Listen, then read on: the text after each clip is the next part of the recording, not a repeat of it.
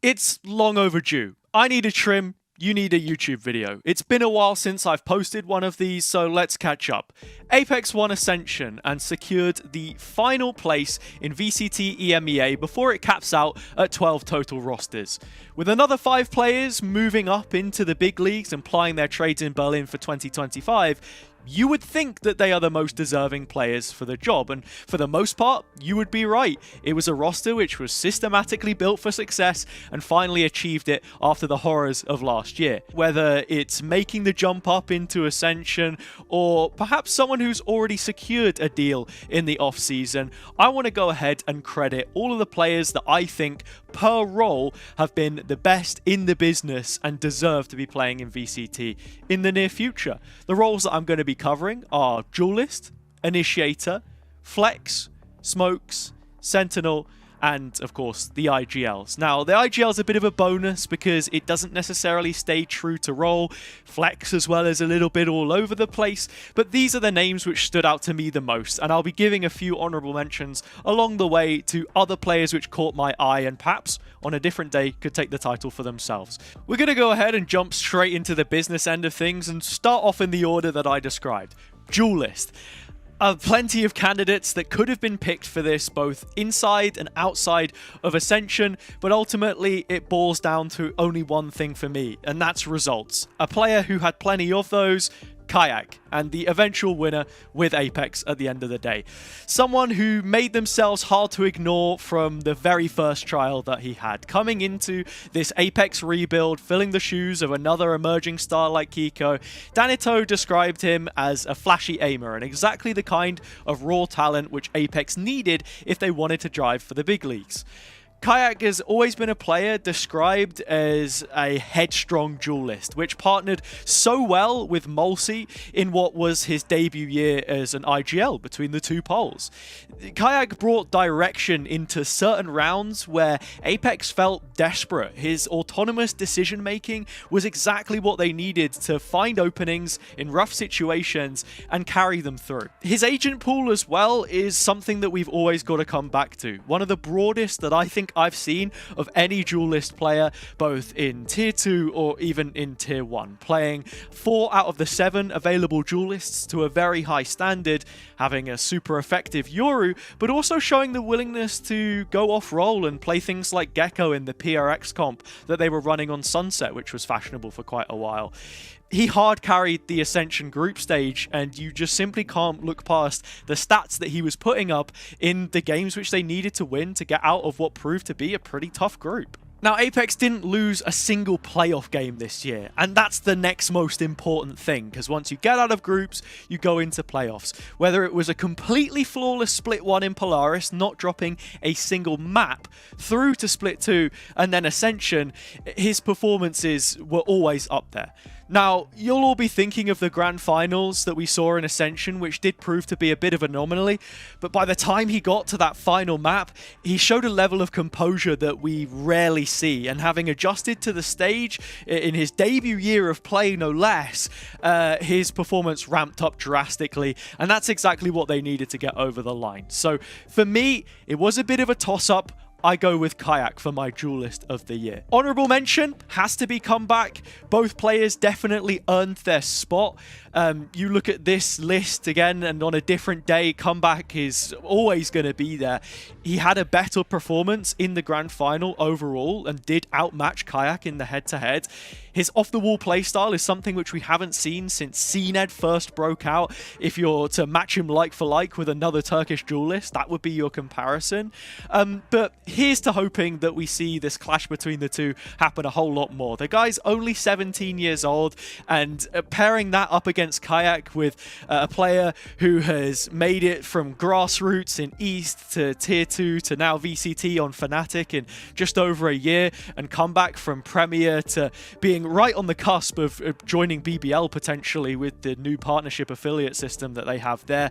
Exciting times ahead, and let's just say EMEA does not have a short stock of quality duelists to be looking at in the future.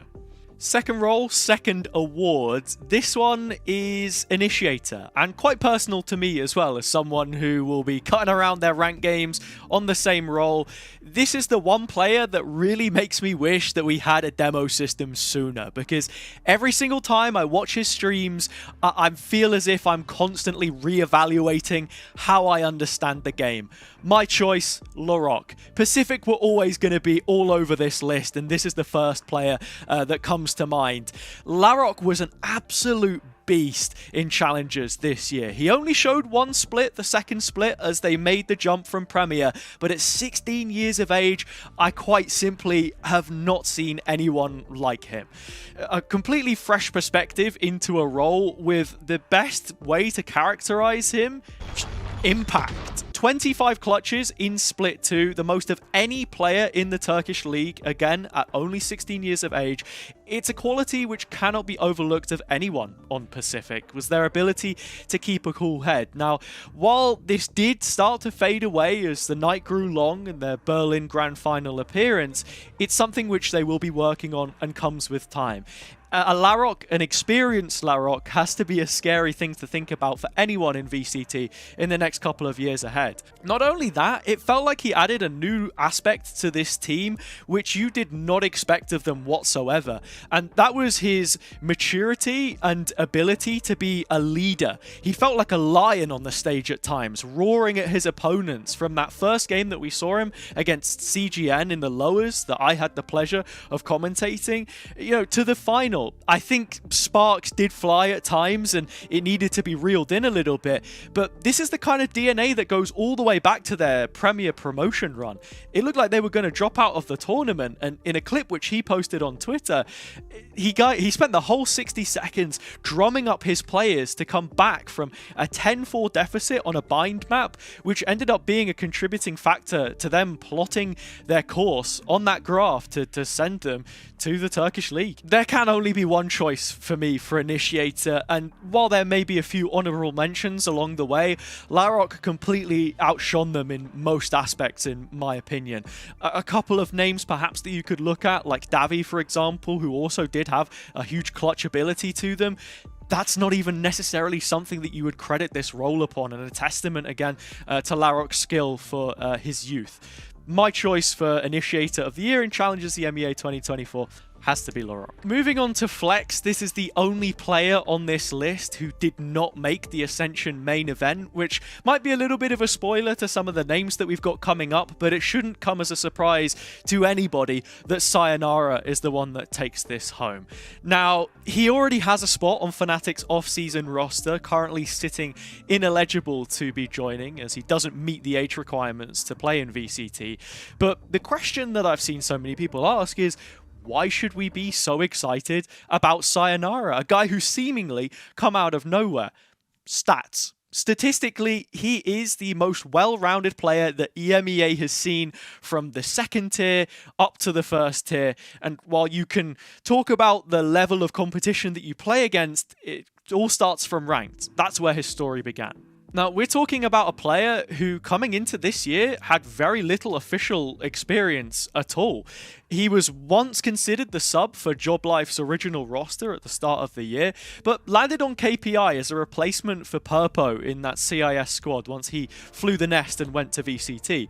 Originally a Duelist player, turned to a Flex role. He's played info, flashes, or even stepped into the hot seat to add a bit more fragging power when it was needed. He made the Ascension play-ins grand final, and the road there showed exactly the capabilities of what exactly it is that he can do on almost any role, cementing himself into the top 11 teams in the process in Challengers EMEA this year. He went plus 38 against Valiant on the road, and in that single final map that we ended up seeing, he carried his team over the line in a tight series, massively outperforming everyone else on Raze, when we've been seeing him so much on the Sova before then. In many ways, he would be a like for like with a player such as Alphayer, showing that he can be on almost any role.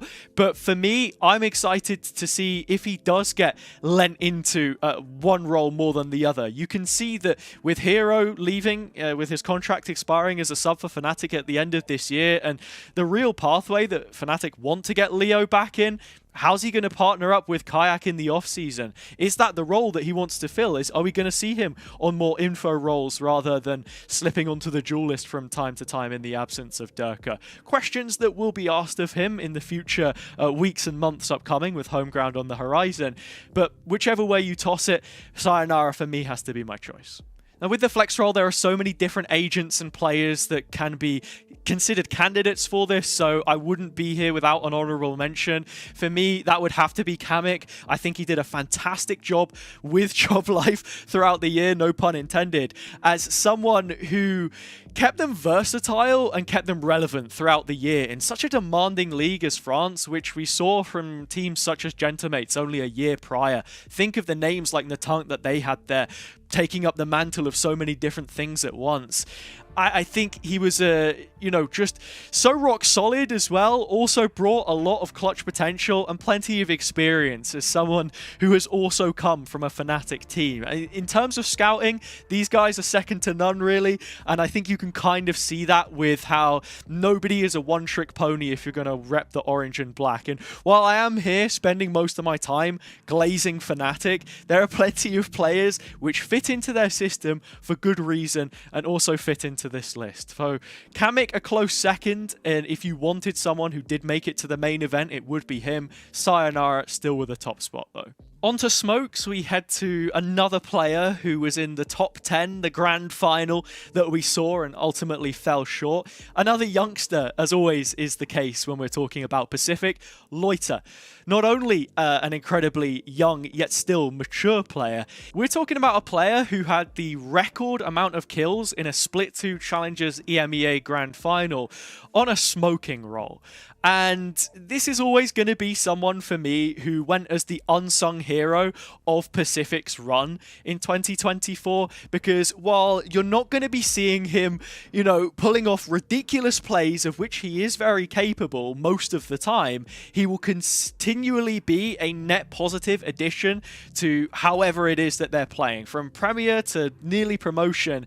With how fierce the competition is in Turkey, the raw aim when you're up against names like Zeus, even your own teammate Comeback, Izzy, Loon, all of these players which we know to either be in VCT or very close to it at this point in time, he's someone who was always catching my eye in terms of putting up raw numbers and holding his own in a very technically demanding role. Loita, also being such an intelligent player, had the highest assists per round of any player in Ascension. You expect that of a controller for the natural fact that you get way more assists on players exiting your smokes, but the stats say it all. At times it didn't feel like the guy could put a foot wrong, and that's exactly why I have him towards the top end of this list. My honorable mention for smokes would be Profek. I think you have to give a lot of credit as well to how he performed throughout the year, from his time on Diamant in the previous, being more of a duelist and even chamber player in our 2022 meta, to moving into being a controller and sometimes flexing onto other roles if required.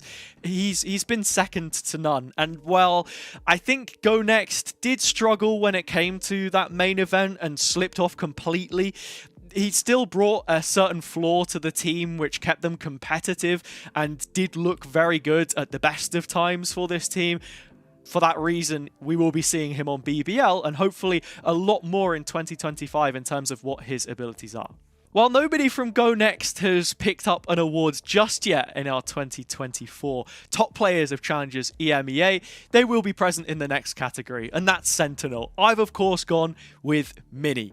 Now, there's an argument to be made for a few names here, but when you look at the performances overall, I think that Minny's highlight within an otherwise fairly subpar Go Next team in Ascension has to make him an instant favourite. 3 out of the 4 games that they played in the group stage, he ended up top fragging, and in that Barcelona series, he felt unkillable. Tom and Mitch were saying it on the cast, but when you think that he can maybe, get a one and done, he's walking out with 2 or 3 kills and maybe even a chance at a 4th. Someone who could always hold his own, but was so key in how the structure of Go Next looked as a whole. He was previously a caller for the Enterprise team that we saw, residing over Benji and being pretty pivotal as a second caller to someone like Buld in Go Next, who has plenty of experience himself, but offers a much more vocal presence from the other side of the server. While someone like Anguis makes a good honorable mention, I think that his style of play is far more individualistic as a component of the overall CGN system that Capio and Benny were trying to run last year. Now, he can still be given plenty of credit, as it was his first full year in Tier 2, if you consider the time that he spent on Vamonos in North the year before to be fairly obsolete, as most would. He was also debuting in a stage environment, a lower final, a 3rd place finish, a feather in his cap, the ace that he got that we all remember despite the fact that they were swept. And someone who I think if he can work on a few more elements to his game in terms of working into that team environment, having a bit more communication maybe, and sort of being part of a different type of team rather than what we expect from CGN, then there's absolutely no reason why he can't be at the top level. That's why he gets my honorable mention, but Minny is the winner for me. Now, the final role that I'm going to be looking at is, of course, IGL. This is always a difficult topic, quite a contentious one among different people, because you can only really see how much the impact that the player gives is from the outside and the external or internal opinions that you actually get from the players themselves.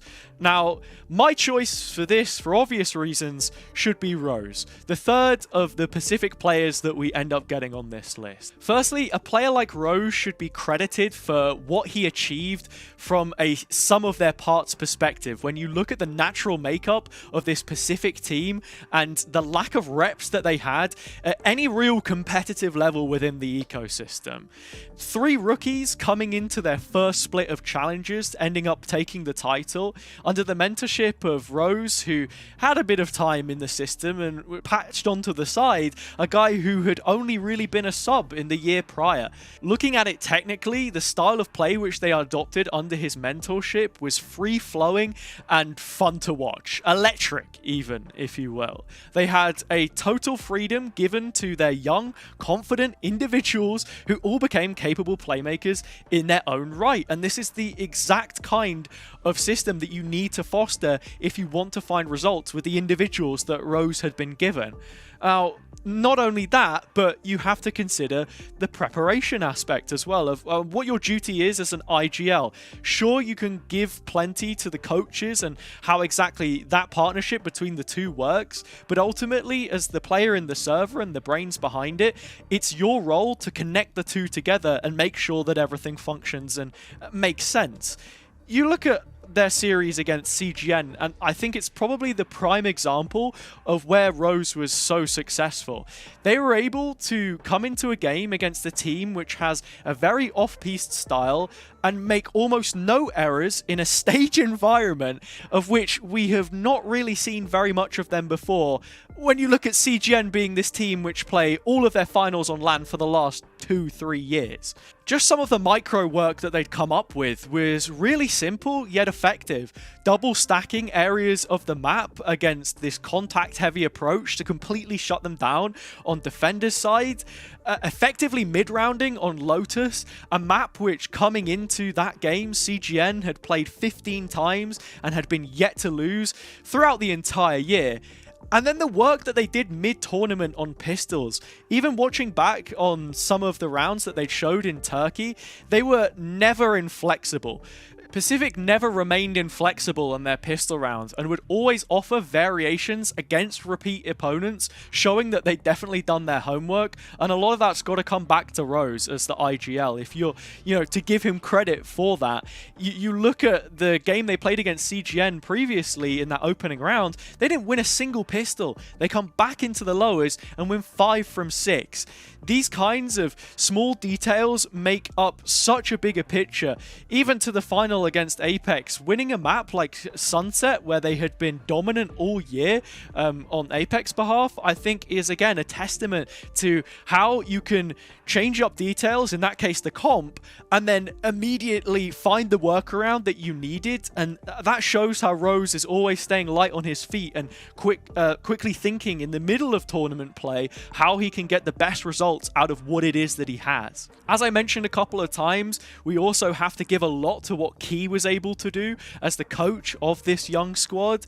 His involvement in the team, the huddles, how he would have them play to this next level we didn't think possible, and once more the maturity which they shown. It almost makes me want to create a whole new video on the philosophy of this team and why they were as good as they were in Challengers 2024.